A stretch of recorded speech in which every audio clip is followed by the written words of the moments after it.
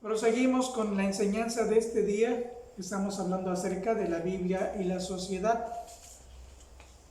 En la primera parte vimos cómo Dios instituyó una normatividad para una nación en formación, Israel, en el monte Sinaí. Les dio leyes para que tuvieran una relación correcta con su Creador y para que ellos vivieran en armonía.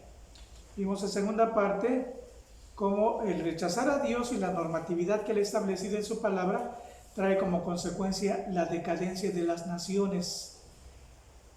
Y vimos el caso del Imperio Romano, uno de los imperios más poderosos de la época antigua.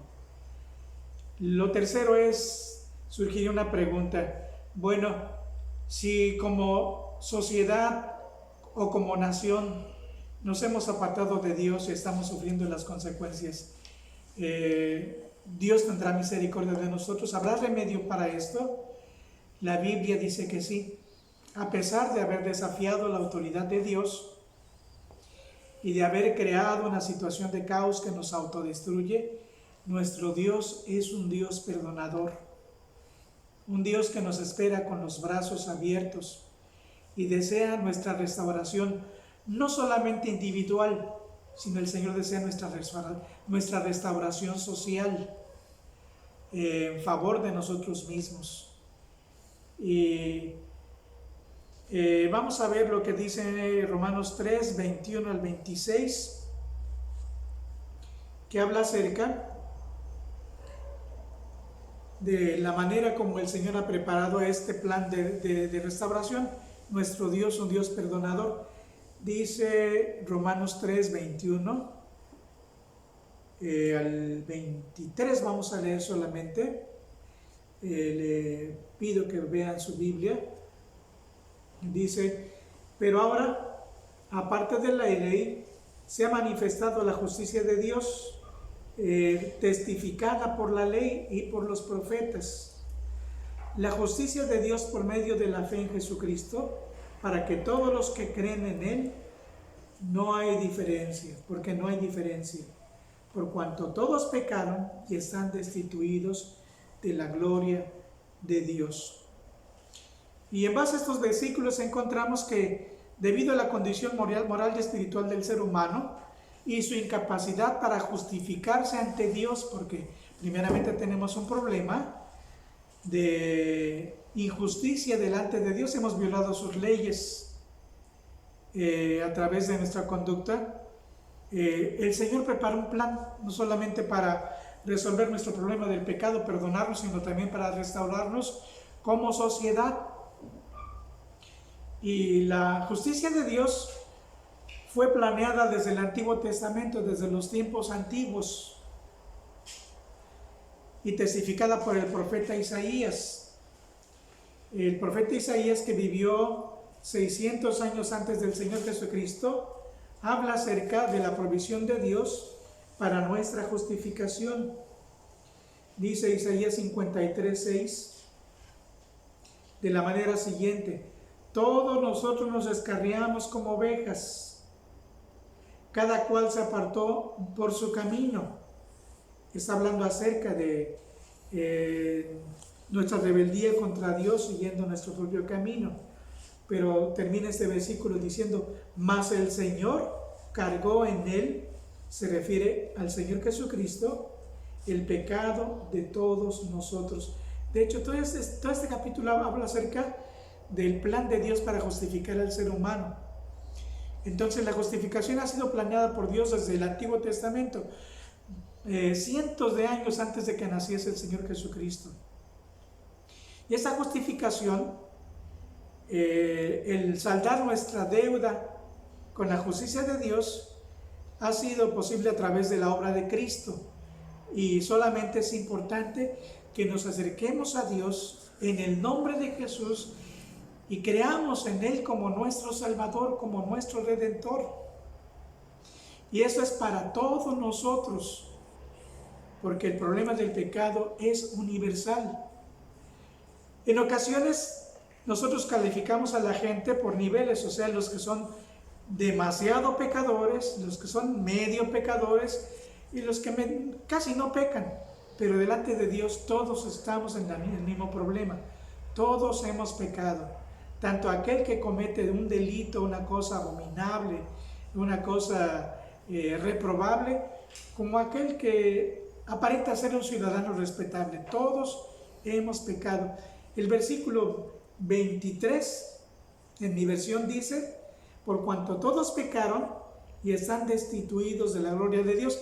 Pero estaba viendo este versículo en el texto griego y dice: por cuanto todos pecaron, han perdido la aprobación de Dios. Por cuanto todos pecaron, han perdido la aprobación de Dios. O sea, están reprobados por Dios. Y aquí yo me acuerdo de mis días de estudiante, y creo que ustedes también se acordarán, una de las cosas más tristes que vivimos en nuestra vida de estudiantes es reprobar una materia, porque eso implicaba un fracaso.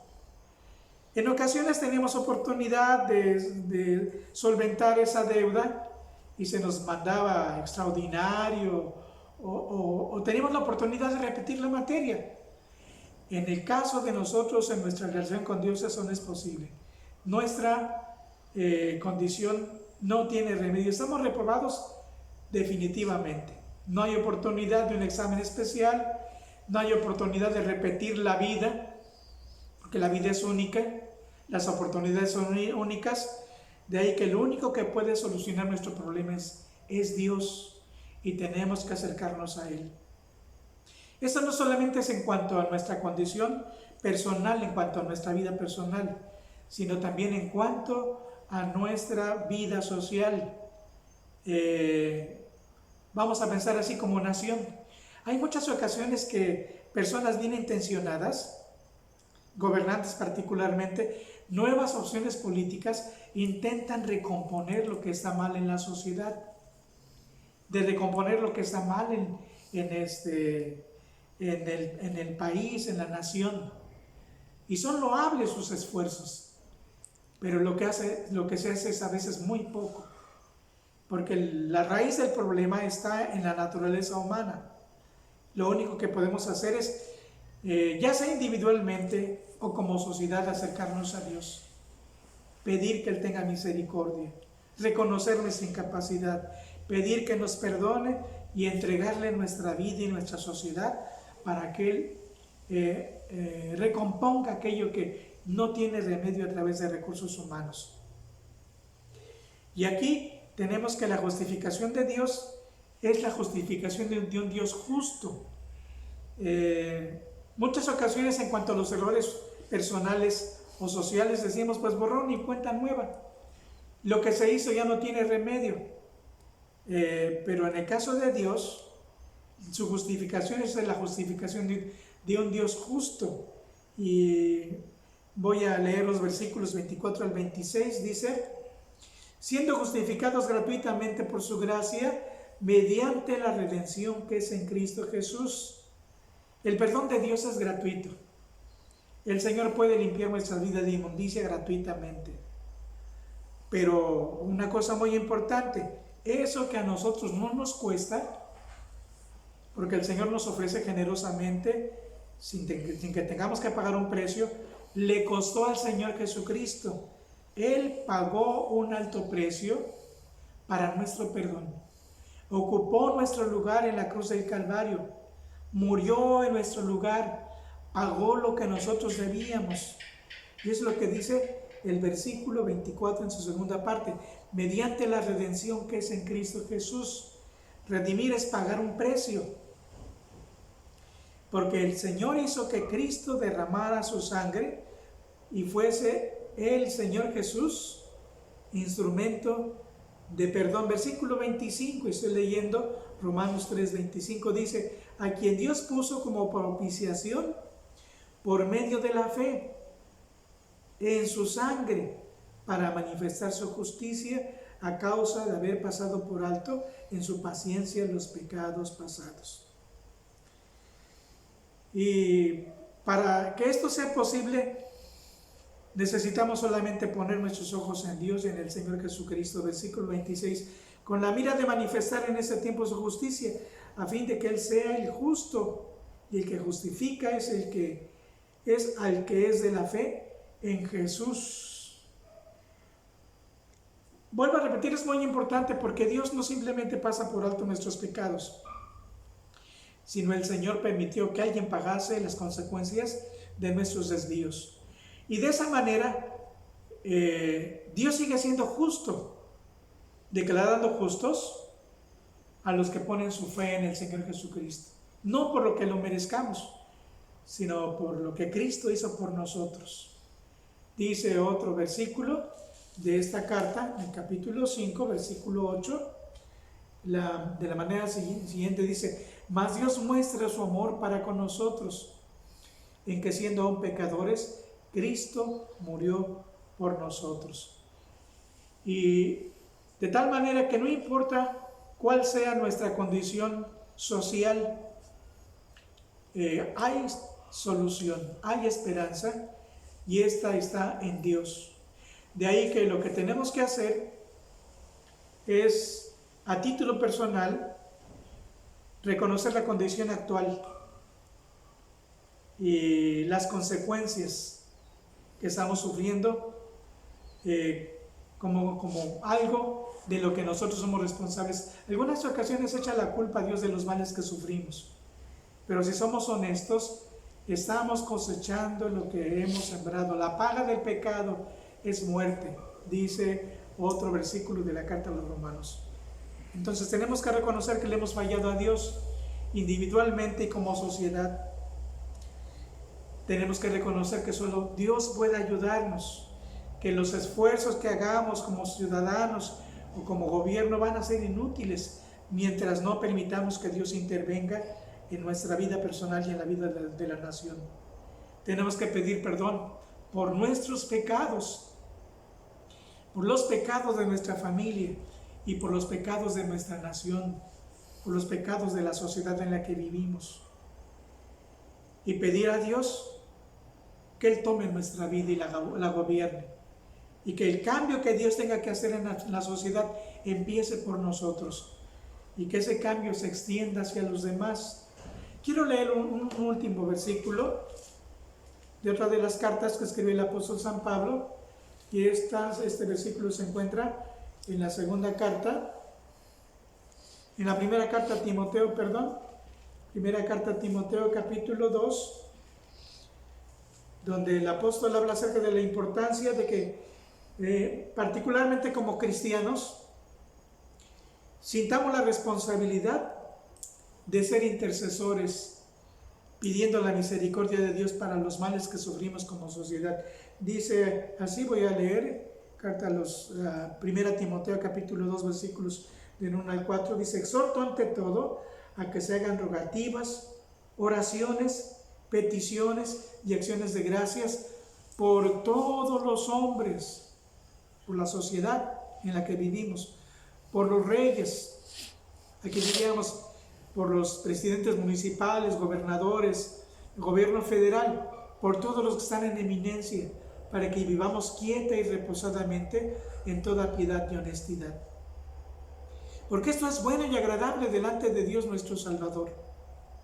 Y termina diciendo el versículo 4, el cual quiere que todos los hombres sean salvos del caos social que estamos viviendo, salvos de la ruina en la que nos encontramos, y vengan al conocimiento de la verdad absoluta, que habrá de librarnos de la pesadilla que vivimos y que habrá de presentarnos una perspectiva esperanzadora para nosotros como personas, para nuestra familia y para nuestra sociedad.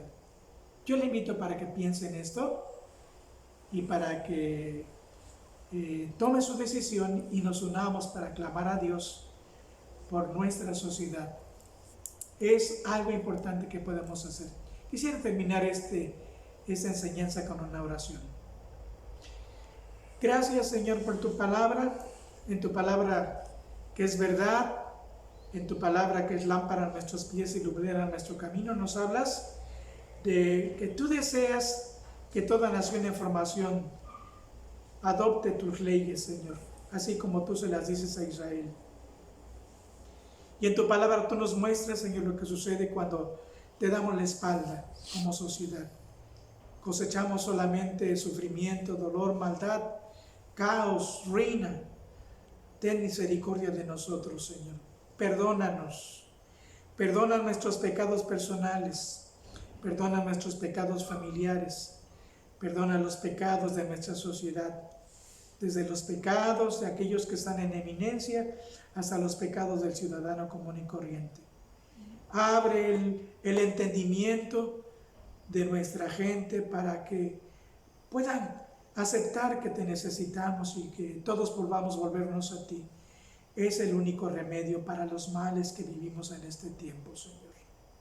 Gracias por tu palabra, en el nombre de Jesús. Amén.